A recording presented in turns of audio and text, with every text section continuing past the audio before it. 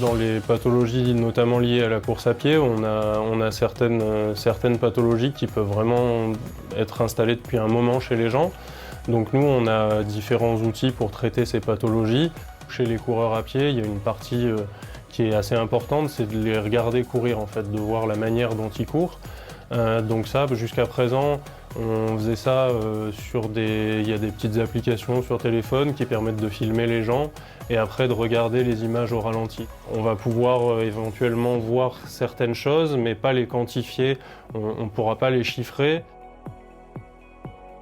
Alors d'une manière générale, ce qui manque toujours pour un préparateur physique, ce sont les instruments de mesure de qualité physique intrinsèque et de qualité physique au moment de l'effort. Savoir à quel niveau il se trouve en intensité de gainage sur les différentes parties du corps, ça serait le rêve absolu d'un préparateur physique. Chez Optimo, nous sommes une équipe de 2 entrepreneurs qui ont décidé de s'attaquer à cette problématique. Le produit s'appuie sur une technologie innovante brevetée issue du laboratoire TeamCIMAG.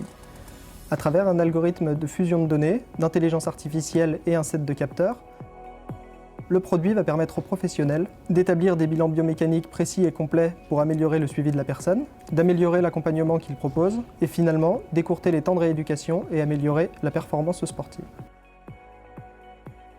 On a des vraies valeurs qui peuvent, en fonction d'une séance à l'autre, évoluer et on voit cette évolution.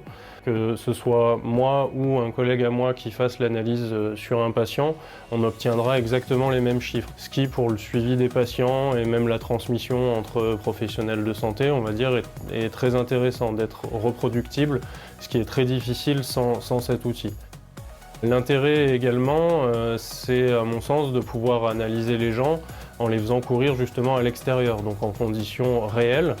Et là, du coup, on va vraiment avoir des données qui sont fiables, qui ressemblent vraiment à la réalité, à la situation que le patient rencontre dans sa pratique sportive.